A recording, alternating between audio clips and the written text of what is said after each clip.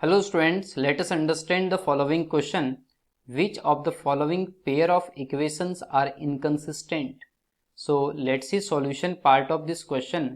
तो हमें यहाँ पे कितने 4 ऑप्शंस दे रखे हैं। 4 ऑप्शंस में हमें पेयर ऑफ इक्वेशंस दे रखा है। यहाँ से बताना है कि कौन सा ऑप्शन में इनकंसिस्टेंट सॉल्यूशन होता है। तो हम सबसे पहले समझते हैं कि इनकंसिस्टेंट होता क्या एक्चुअली। इनकंसिस्टेंट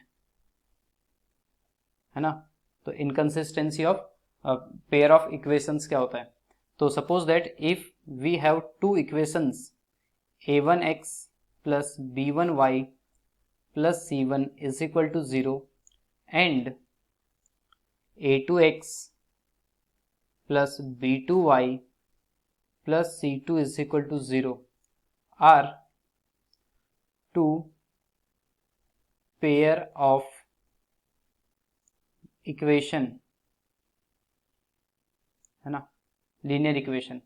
चलिए, तो यदि सपोज इनकंसिस्टेंट कब होता है, जब नो सॉल्यूशंस होते हैं। तो नो सॉल्यूशन के लिए कंडीशन क्या होती है, a1 upon a2 is equal to b1 upon b2 is not equal to c1 upon c2 आ गया। तो इस समय हम कहेंगे सिस्टम ऑफ इक्वेशन क्या दे रहा है, इनकंसिस्टेंट सॉल्यूशन है, इनकंसिस्टेंट है ना। नो सॉल्यूशन है तो इनकंसिस्टेंट है। तो एक्चुअली a1 अपॉन a2 ये क्या है, दोनों ही इक्वेशन के x के कोएफिशिएंट का रेशो। b1 और b2, b1 अपॉन b2 क्या है, इक्वेशन 1 और इक्वेशन 2 के y कोएफिशिएंट का रेशो, और c1 अपॉन c2 के कांस्टेंट, दोनों ही इक्वेशन के कांस्टेंट टर्म का रेशो है। तो एक्चुअली हमें ये जो रेशो है हर इक्वेशंस के लिए, हर ऑप्शंस के इक्वेशंस के लिए फाइंड आउट करना होगा। तो चलिए हम बात करते हैं ऑप्शन ए की, तो है ना। तो ऑप्शन ए में जो इक्वेशन दे रखे हैं 3x minus y is equal to 9 and this is equation number 1 and another equation is x minus y upon 3 is equal to 3. this is equation number 2. अब दोनों ही इक्वेशन के x के coefficient का ratio निकाल करके देखेंगे। यदि हमारी कंडीशन को सेटिस्फाई कर जाएगा तो इनकंसिस्टेंट होगा, अदरवाइज कंसिस्टेंट।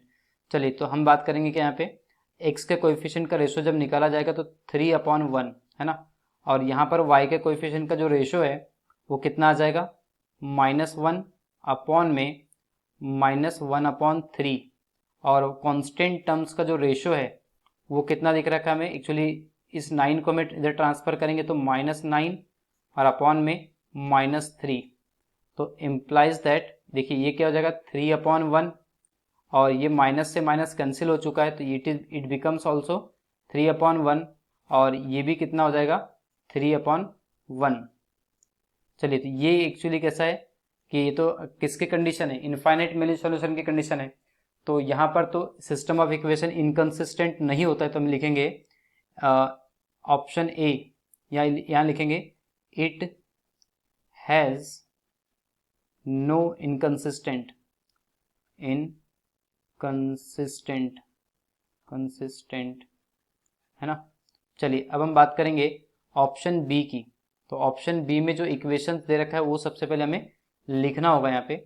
तो ऑप्शन बी में दे रखा है क्या, 4x plus 3y is equal to 24। सबसे पहले इस बात को लिख लेंगे हम यहाँ पे, 4x plus 3y is equal to 24, इसे इक्वेशन नंबर 1 दिया।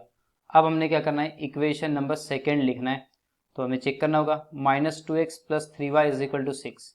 तो इस बात को भी लिखेंगे यहाँ पे, -2x plus 3y is equal to 6। This is second. Once again cross check कर लेते हैं कि इक्वेशन में सही लिखा है या नहीं लिखा है।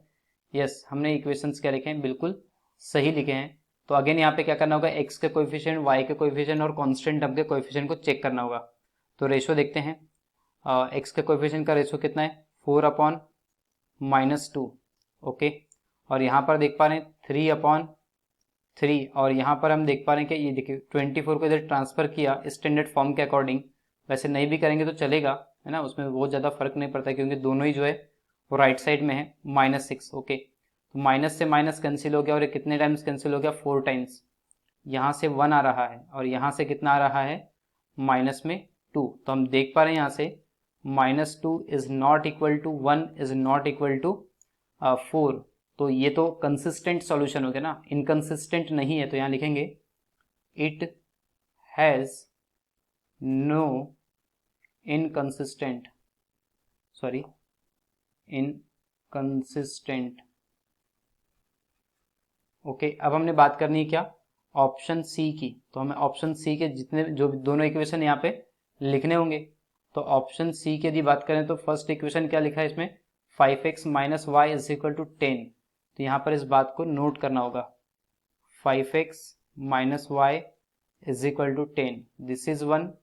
And another equation is, option C में क्या दे रखा है वो देखते हैं, 10x minus 2y is equal to 20। तो यहाँ पर इस बात को भी लिख लेंगे, 10x minus 2y is equal to 20, this is equation number second. Again यहाँ से क्या करेंगे, x के कोएफिशिएंट का रेशियो निकाल करके देखेंगे।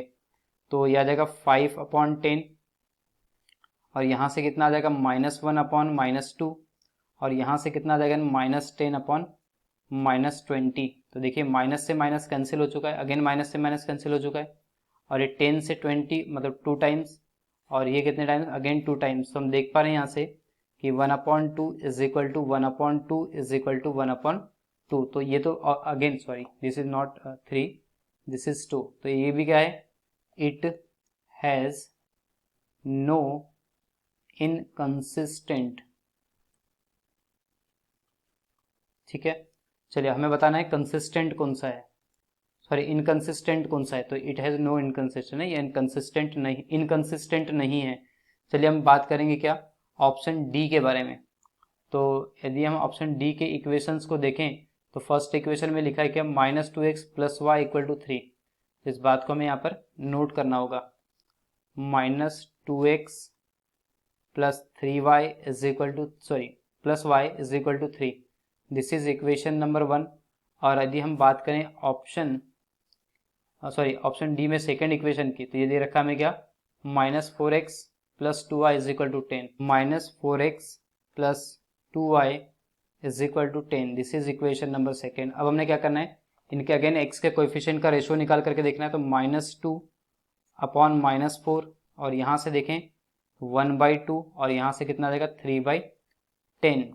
तो यहाँ से देख पा रहे हैं कैंसिल हो गया, नेगेटिव साइन से नेगेटिव साइन, और 2 से 4 2 टाइम्स कैंसिल हो गया। तो हम देख पा रहे हैं कि 1/2 is equal to 1/2 is not equal to क्या है, 3/10 है। तो हम देख पा रहे हैं कि इसमें ये कंडीशन किसकी है, नो सॉल्यूशन की। और हमें पता है कि नो सॉल्यूशन में सिस्टम कैसा क्या देता है, सिस्टम इनकंसिस्टेंट होता है। तो यहाँ पर लिखेंगे it has inconsistent.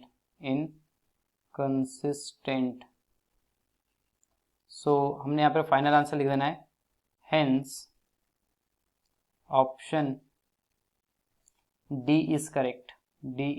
I hope you understood by the solution. Thank you.